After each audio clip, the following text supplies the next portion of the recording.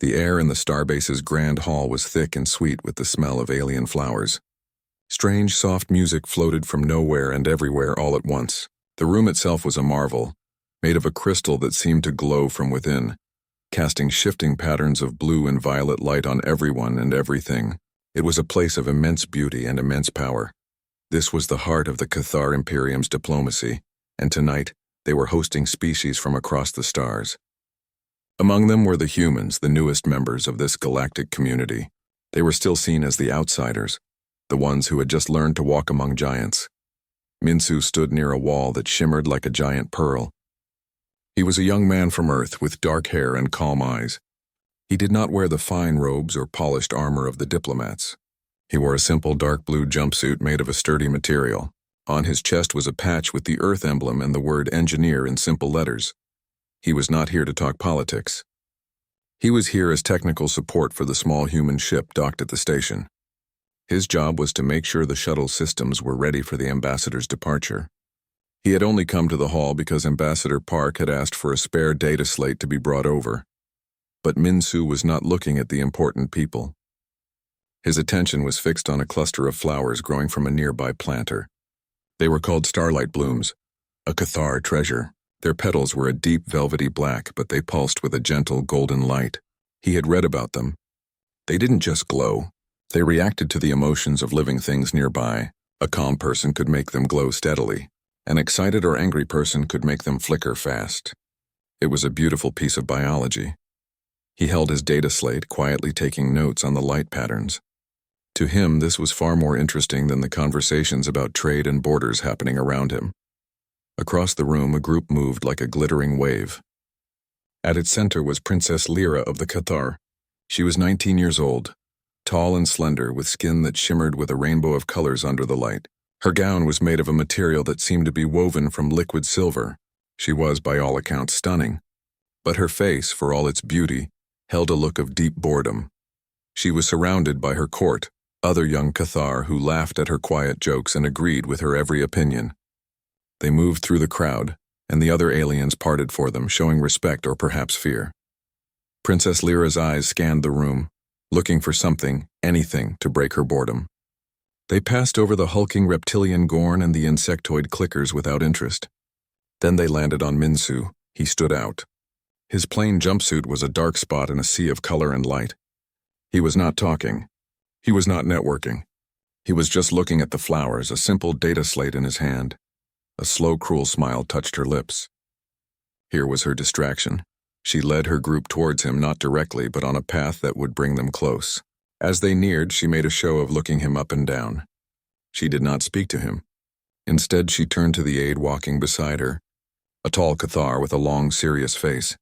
She spoke in the common galactic language, her voice clear and loud, designed to be heard. "It is curious," she began, her tone sweet but sharp like poisoned honey. "Look at that one." The humans would bring one of their servitor castes to a gathering of peers. The members of her court immediately understood the insult. A servitor caste was the lowest class in many old Cathar stories, a group meant only for manual labor and simple tasks. They were not meant to be seen by their betters, she continued, her voice dripping with false pity. Do they not have protocols for grooming their envoys? Or is this their best? To send a menial worker to stand among ambassadors and princes, how unrefined. A wave of quiet laughter rippled through her followers. The sound was like tinkling glass, cold and sharp. Other aliens nearby turned to look. Some looked uncomfortable. Others looked amused. All eyes were now on the young human in the engineer's jumpsuit. The golden light from the starlight blooms near Minsu flickered rapidly for a second. A brief burst of chaotic energy. Minsu had heard every word. He slowly lowered his data slate. He could feel the heat of dozens of alien eyes on him. He could feel the weight of the insult. It was meant to shame him, to make him feel small and out of place. In that moment, many things were expected of him. He was supposed to bow and apologize for his presence. He was supposed to get angry and shout, proving his lack of control. He was supposed to stutter and try to explain himself, showing his weakness. That is what Princess Lyra wanted. She wanted a reaction. She wanted to see the human squirm. She waited, her head tilted, ready for the show. Minsu took a slow, quiet breath. He turned his head and met her gaze. His face showed no anger. It showed no shame. It showed no emotion at all. It was as calm and still as a deep lake. He looked at her for 3 long seconds. In his eyes there was no fear, no deference. There was only a quiet, unreadable stillness. Then he did the one thing she did not expect. He turned. It was not a hurried turn. It was a simple, deliberate movement. He turned his back on the princess of the Cathar Imperium, and he walked away. He didn't walk fast. He didn't walk slow. He just walked, his steps even and steady, away from her laughing court, away from the staring crowd. He moved towards the large arched doorway that led out of the grand hall. He did not say a single word. The quiet laughter from the princess's court died in their throats. The amused chatter from the other onlookers stopped. The only sound was the soft, alien music and the steady tap of Minsu's work boots on the polished crystal floor. The insult had been thrown, a spear meant to pierce his pride. But it had found no target. It had simply passed through the empty air where a reaction was supposed to be, and clattered uselessly to the ground. Princess Lyra stood perfectly still. Her smile was gone, replaced by a look of utter confusion, which then quickly hardened into something else. Annoyance. This was not how the game was played. He was supposed to react. His silence was disrespectful. It was a deeper insult than any word he could have spoken. He had treated her and her words as if they were completely unimportant, not even worth a response. She watched his back as he reached the doorway and passed through it, never once looking back. The grand hall was left in a stunned silence. The starlight blooms near where Minsu had been standing slowly returned to their steady, calm glow. The human was gone, but the echo of his silent departure filled the room. The silence in the grand hall lasted only a moment after Minsu left. But for Princess Lyra it felt like an eternity. The soft music and the murmur of conversation slowly returned, but the air had changed. The eyes of the crowd were no longer just on her. They were on the space where the human had been standing. She felt a hot prickling on her skin, a mix of anger and confusion. She forced a light laugh, turning back to her court. "How strange their customs are," she said, her voice a little too high. "They do not even teach their workers basic manners." Her courtiers quickly agreed, their voices a nervous chorus. Yes, quite strange. No decorum at all. But their words felt hollow. The victory she had felt moments before was gone. The human had not fought. He had not surrendered. He had simply left, and his leaving felt like a judgment against her. She tried to continue her walk through the hall, but the fun had gone out of it. Every time she saw a plain uniform, she thought of him.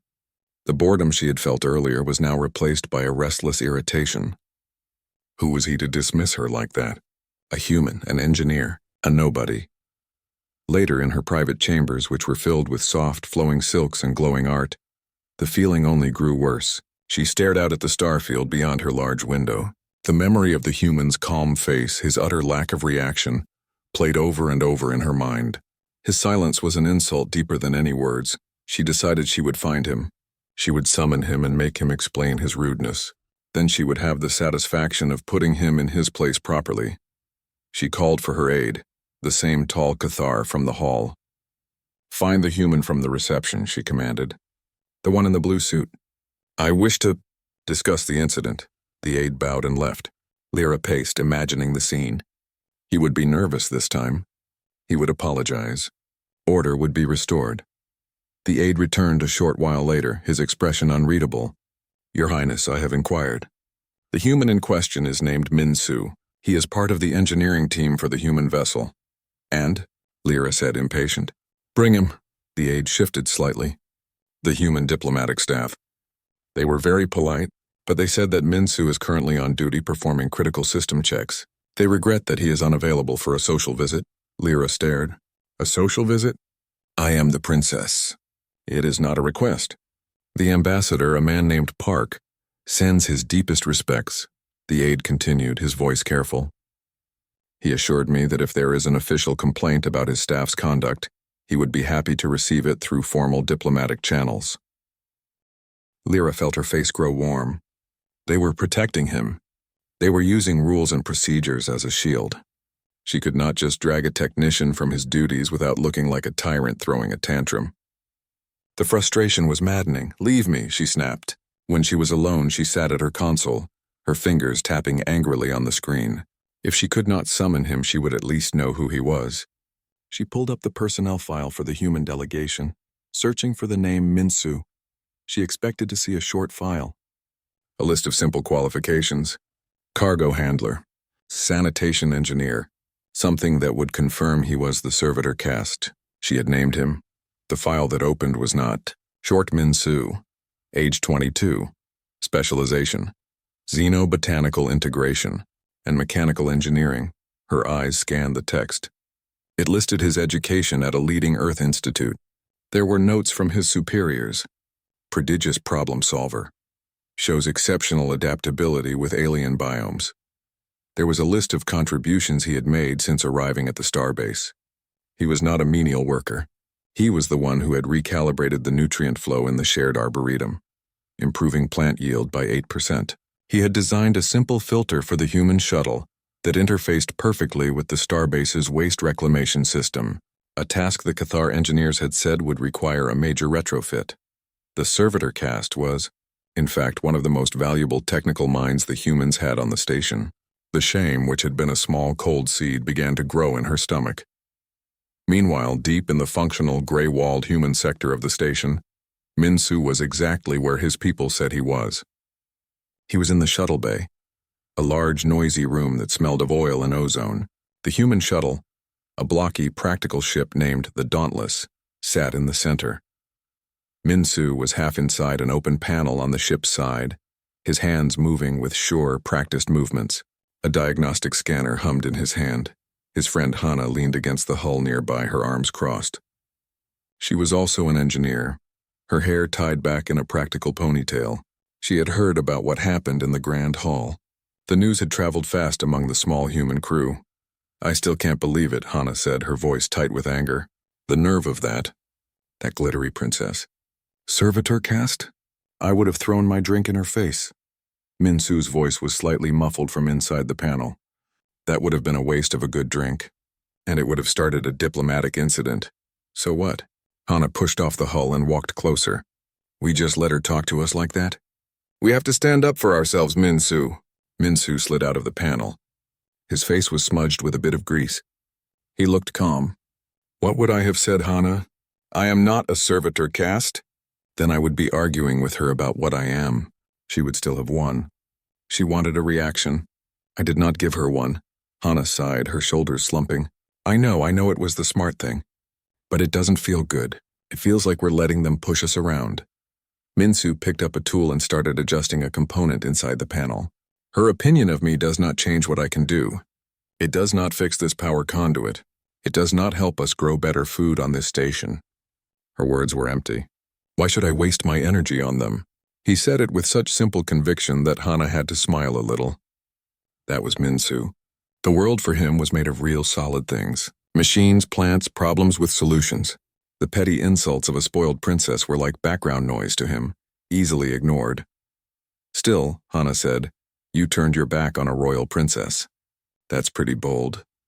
"I did not turn my back on a princess," Minsu corrected her quietly, his eyes on his work. "I turned away from someone who was being rude. There is a difference."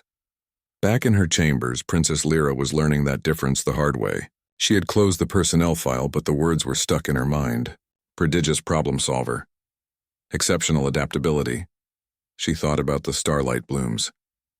Their frantic flicker when she had insulted him. It wasn't his emotion they were reacting to. It was hers. Her own anger and malice. And then when he had looked at her with that perfect calm, the blooms had stilled. He had been in complete control, while she had been the one out of control. She had tried to place him beneath her, but his silence had placed him above her. It was a devastating thought.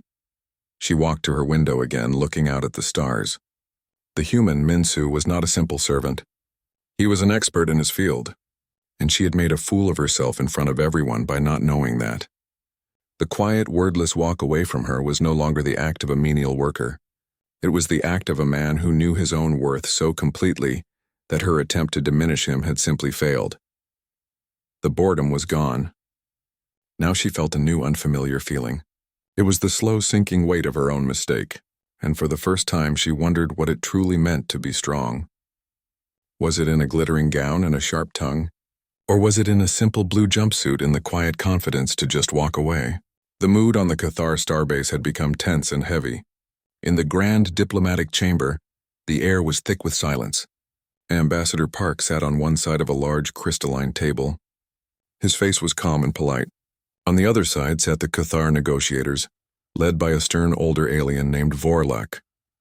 "For the last time, Ambassador," Vorlak said, his voice like grinding stone. "The terms are not open for discussion. Your people wish for access to our trade lanes. The price is the technology for your gravity manipulation drives. It is a fair exchange." Ambassador Park nodded slowly. "With respect, Vorlak, our gravity drives are a key to our survival in deep space. To give them away would be to clip our own wings. We offer a generous share of the profits from the trade instead." Vorlak waved a dismissive hand. "Profits are temporary. Technology is power. You are new to the galaxy, human.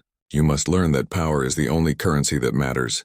The talks were stuck. The Cathar believed they held all the power. They saw the humans as desperate, and they were pushing them to give up their most valuable secret. Ambassador Park knew he could not agree, but he also knew that without a trade agreement, human colonies would struggle. It was a difficult game, and the Cathar were playing it ruthlessly. While the diplomats argued, a different kind of problem was spreading through the station. It started in the central Arboretum, the crown jewel of the starbase. This was not just a park. It was a vital life support system, producing a large part of the station's oxygen. It was also a place of great cultural pride for the Cathar, filled with their most beautiful and rare plants, including the famous starlight blooms. A fast-spreading blight had appeared. It was a creeping gray fungus that seemed to suck the life and color from everything it touched. Leaves curled and turned black. Flowers withered and fell. The beautiful, glowing starlight blooms dimmed, their light fading as the gray sickness climbed their stems. The Cathar scientists, dressed in their pristine white robes, moved through the Arboretum with complex scanners and humming devices. They tried targeted energy beams to burn the fungus away. They sprayed chemical mists designed to kill foreign organisms, but the blight only spread faster. It was like trying to put out a fire with oil. Panic began to set in. The station's environmental systems sent out automated warnings. Oxygen levels were dropping.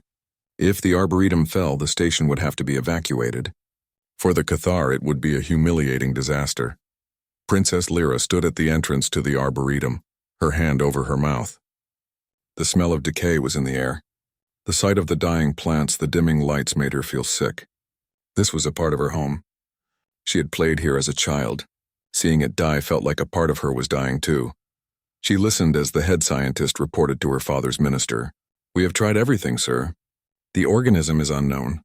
It is resistant to all our standard treatments. We are failing." The minister's face was grim. "Failure is not an option. Find a solution." It was at this moment of desperation that Ambassador Park, who had been informed of the crisis, approached the Cathar delegation. The trade talks were completely forgotten. "Minister," Ambassador Park said, his voice respectful, "I'm sorry to see this tragedy befall your beautiful garden. Perhaps we can be of assistance." The minister looked at him, his eyes tired. "With all respect, Ambassador, your people are new to the galaxy. Our best scientists are baffled. What can you do?" Park offered a small, polite smile. "Our strengths are sometimes different. My apprentice Minsu has some small expertise in xenobotany, the study of alien plant life. He might see something your scientists have missed. With your permission, of course." The name Minsu hit Princess Lyra like a physical blow. Her head snapped up. She stared at Ambassador Park. He wanted to bring that human, the one she had insulted, the one who had walked away from her. Now her people were supposed to ask him for help. The minister looked skeptical, but the warning lights on the wall were blinking red. He was out of options. "Very well," he said, his voice heavy. "We will try anything." Princess Lyra felt a hot flush of shame and anger. She was the one who had to do it. The minister turned to her. "Princess Lyra, you are here. Please escort the ambassador and find this Minsu. Extend our formal request for aid." It was a command. She had no choice. She found Minsu in the same place he always seemed to be, the human shuttle bay. He was under the Dauntless on a low creeper inspecting the landing gear. Hana was nearby, passing him tools. Lyra approached, her step slow. She had rehearsed what she would say in her head. She would be formal. She would be a princess requesting aid for her people. But when she saw him, covered in grease, completely focused on his work, the words felt wrong. He did not look like a savior. He looked like a mechanic. She stopped a few feet away. Hana saw her first and nudged Minsu. He slid out from under the shuttle and stood up, wiping his hands on a cloth. He looked at her, his expression the same as it had been in the hall. Calm, neutral, waiting. The silence stretched. Lyra finally spoke, her voice stiff. Human Minsu, the Arboretum is failing. Our scientists cannot stop the blight. She paused, forcing the next words out. Your assistance is required. It was not an apology. It was not a request. It was a demand wrapped in the thinnest layer of politeness. Minsu looked at her for a long moment. He looked at her fancy clothes so out of place in the dirty shuttle bay. He looked at her face, which was trying hard to look proud but only looked strained. He nodded just once. Okay, he said. The word was so simple, so plain, so utterly without drama. It was not, I will help. It was not, of course, Your Highness. It was just, okay. The same word you would use if someone asked you to pass a tool. Then he turned, picked up a small metal case from a workbench and looked at Hana. Can you bring the full sensor suite? The portable one. Hana nodded, a small smile on her face. On it, and just like that, he was ready. He had not bowed. He had not thanked her for the opportunity. He had simply acknowledged the problem and moved to solve it.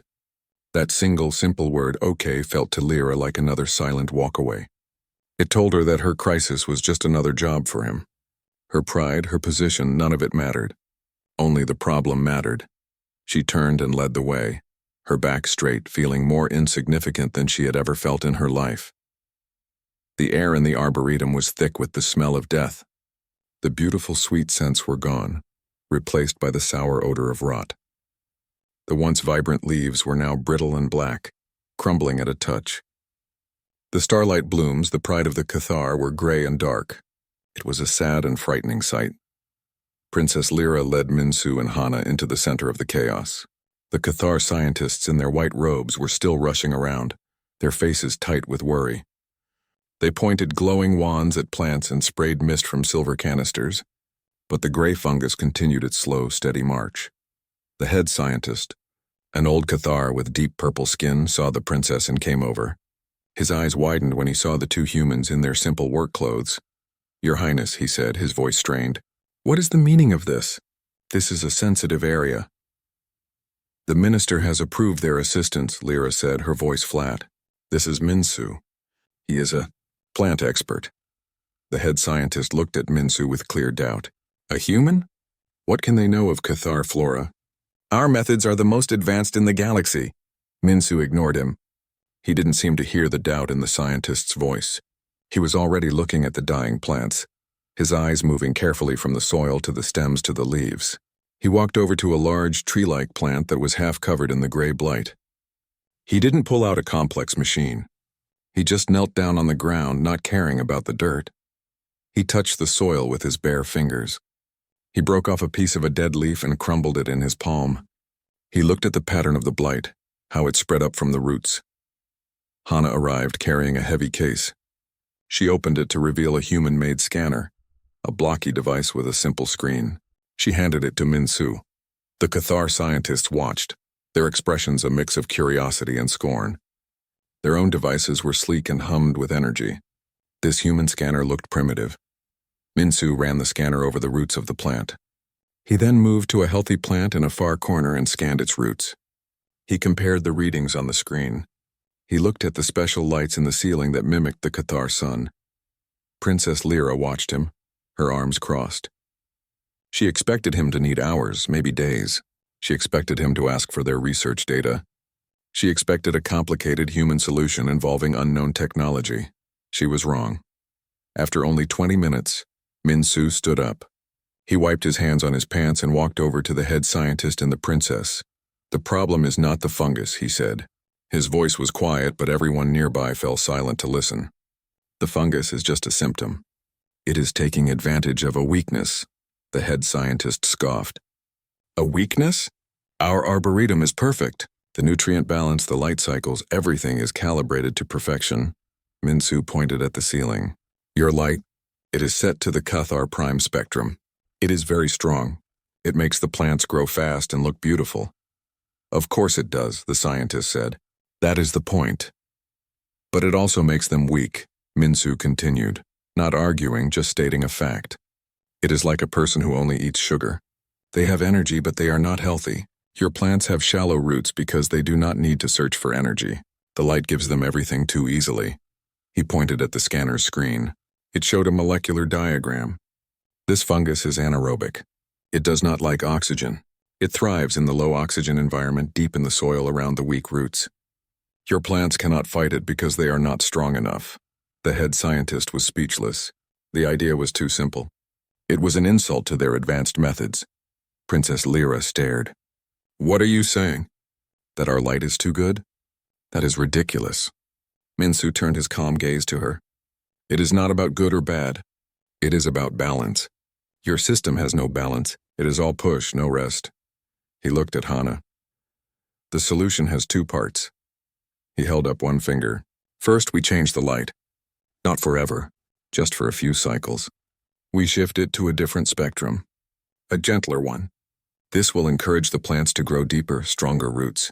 It will also make the environment less comfortable for the fungus. A murmur of disbelief went through the Cathar scientists. Change the light? It was unheard of. He held up a second finger. Second, we introduce a competitor. The fungus has no enemy here, so we give it one. He opened his small metal case. Inside were several flat containers filled with a green, mossy plant. It looked plain and ordinary. This is a mix of terran moss and lichen, Minsu explained. It is very hardy. It does not need strong light. It will grow quickly in the soil, using the same resources the fungus uses. It will also put more oxygen into the soil, which the fungus hates. It will starve the blight and choke it out. The head scientist found his voice. You want to plant that weed in our sacred arboretum? You want to dim our suns? This is your great solution? Gardening and a light adjustment? Minsu nodded. Yes, the simplicity of it was breathtaking. The Cathar had thought of the problem as a war. They needed a better weapon to destroy the enemy fungus. Minsu saw it as a garden. He didn't want to destroy the enemy. He just wanted to make the garden healthy again so the enemy had no place to live. Princess Lyra looked from the confident, scornful face of her head scientist to the calm, sure face of Minsu. One offered complex failure. The other offered simple, humble hope. The warning alarm for oxygen levels blared again, a loud, urgent sound. She made a decision.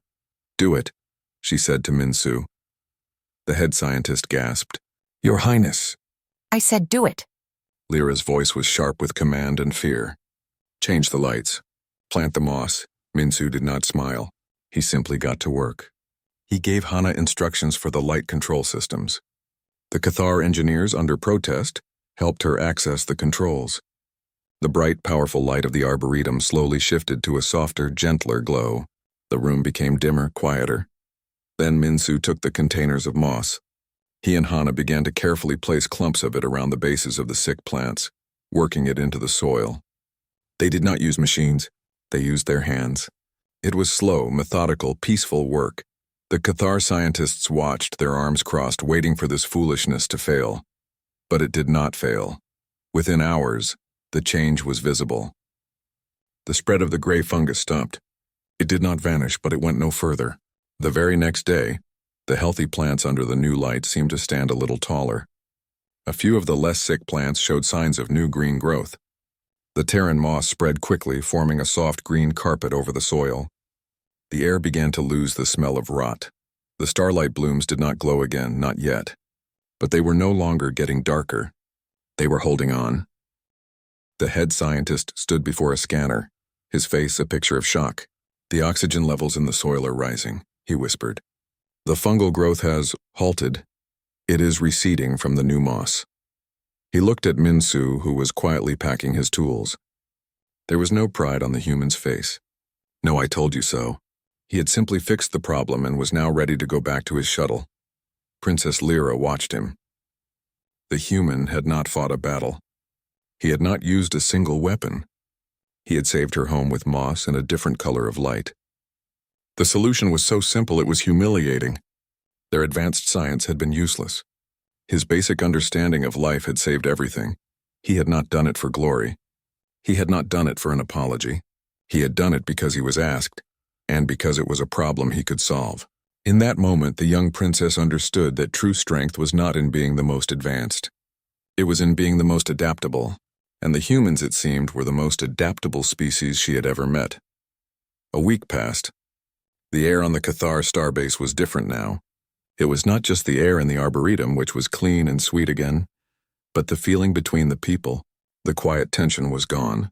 The Cathar who passed humans in the hallways would give a small, respectful nod. The humans would nod back. The trade talks had resumed. But this time the Cathar negotiator, Vorlak, was not making demands. He was listening. Ambassador Park spoke about shared profits and cultural exchange, and Vorlak nodded thoughtfully.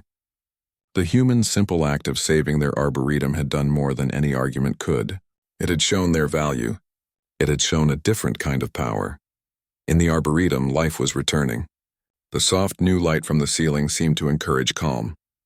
The gray fungus was almost gone, eaten and outcompeted by the hardy Terran moss that now formed a soft green blanket under the plants.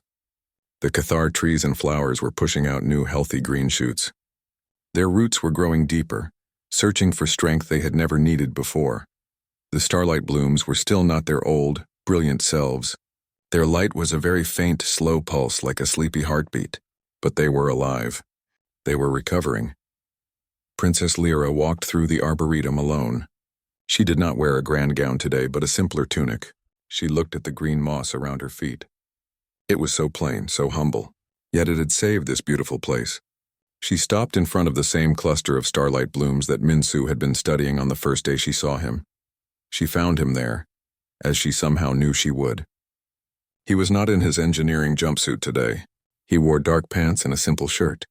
He was just standing, watching the faint glow of the blooms.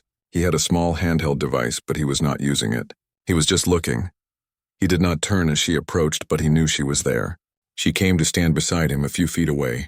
For a long time, they stood in silence, watching the slow, golden pulse of the flowers. Finally, Lyra spoke. Her voice was quiet, without its usual pride. I judged your people by what they wore, she said. I thought that because your clothes were simple, your minds were simple. I thought that because you were silent, you were weak. I was wrong. She took a slow breath, gathering her courage. This was not a rehearsed speech. These words came from a new, raw place inside her. My words in the hall were empty. They were the words of a bored child. You were right to walk away. You have shown me that strength is not in a sharp tongue or a fine robe. It is in quiet competence. It is in knowing your own worth so completely that the insults of others cannot touch it. She turned to look at him. I am sorry, Minsu, truly. Minsu was silent for a moment, still looking at the flowers. Then he slowly turned his head and met her gaze. His eyes were the same as always, calm, deep and thoughtful. On my world, he said, his voice soft but clear, there is a saying, empty cans make the most noise. Lyra blinked. The meaning was strange to her at first, but then it became clear. A can that is full is quiet. A can that is empty rattles and makes a lot of sound when you shake it. She had been the empty can making noise. He had been the full one, silent and sure. He continued. My worth is not determined by your recognition of it. I did not walk away because I was weak. I walked away because your words were empty and my time has value. There it was. The reason, stated so plainly it was like a cool, clear glass of water. He had not been insulted. He had been busy. Her drama was an unimportant distraction from his real work. The truth of it was more humbling than any anger he could have shown. He looked back at the recovering blooms. They are getting stronger.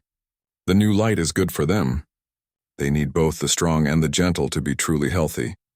He was talking about the plants, but Lyra felt he was talking about her people. They had only known one way to be, the strongest, the brightest, the best. They had never learned the strength in being gentle, in adapting. Minsu turned to leave, as he always did. But this time he paused. He looked at her one last time. The moss will need monitoring, he said. It is strong, but it is in a new world. Hana can show your engineers the protocol. Then he gave a small, polite nod. Not a bow, just a simple acknowledgement of her presence, and he walked away. He did not walk away from an insult this time. He walked away from a conversation that was finished. He left her standing there not with a feeling of shame but with a feeling of clarity. She watched him go, his figure calm and sure as he moved through the peaceful Arboretum. He had not forgiven her. He had not become her friend. He had simply accepted her apology as a statement of fact and then moved on to the next practical thing, the care of the moss, and in that, Princess Lyra learned the final lesson. Humanity's strength was not just in their quiet competence. It was in their immense practicality. They did not hold grudges. They did not seek revenge. They solved the problem and then they moved forward. They looked to the future. She looked down at the humble Terran moss thriving in the soil of her home. She looked at the starlight blooms, slowly pulsing back to life under a gentler light. The human had not conquered them with weapons. He had not even conquered them with words. He had helped them by introducing a little humility and a lot of common sense. He had turned his back and walked away, and in doing so, he had forced her to look forward, to see a new way to be strong. And for that she was finally truly grateful.